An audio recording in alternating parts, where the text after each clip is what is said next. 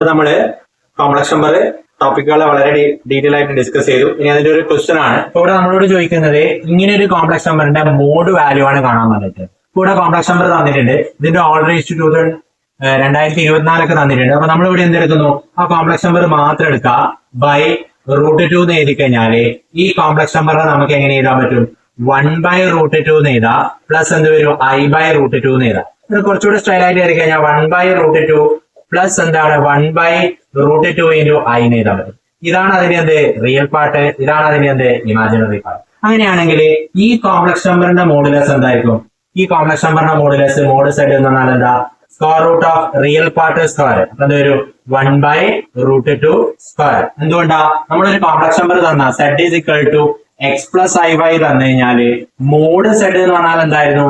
Square root of x square plus y square ആണ് ഇല്ലേ, 6 എന്ന് പറയുന്നത്. അപ്പൊ ഇവിടെ അതേപോലെ തന്നെ ഇതാണ് എക്സ്, ഇതാണ് എന്ത് വൈ. അപ്പൊ മോഡ് സെഡ് എന്ന് പറഞ്ഞാൽ ഇതിന്റെ സ്ക്വയർ പ്ലസ് എന്ത് വരും? 1/√2 സ്ക്വയർ.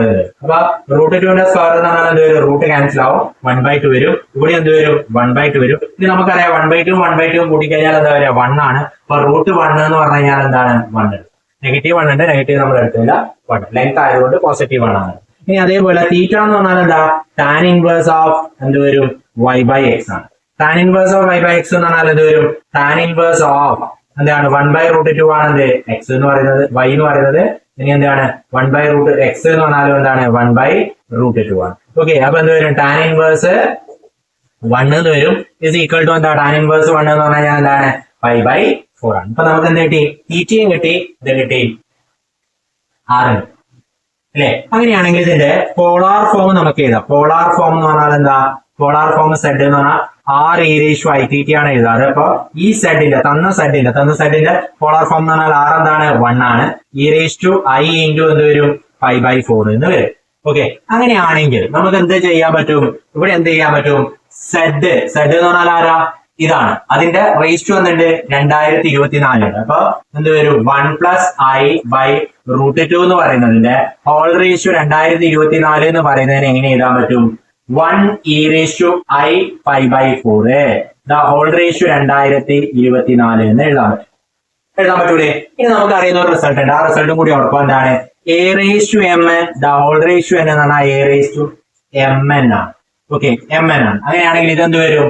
e⁻i ഇൻറ്റു π/4 ഇൻറ്റു 2024 എന്ന് വരും. 2024 എന്ന് പറയുന്നതിനാ 4 കൊണ്ട് ഡിവൈഡ് ചെയ്ത് കഴിഞ്ഞാൽ എന്ത് വരും? 506 ആണ് വരിക. ഇതിന്റെ മുന്നിൽ പറയുന്ന സമയത്ത് 406 എഴുതിയെന്ന് സംശയമുണ്ട്, ഇതൊന്ന് കറക്റ്റ് ചെയ്യണം. ഓക്കെ, അപ്പൊ എന്താണ് ഇവിടെ എന്താ പറയുക? e⁻i ഇൻറ്റു 506 π എന്ന് വരും. e⁻i ഇൻറ്റു 506 π ഇല്ലേ?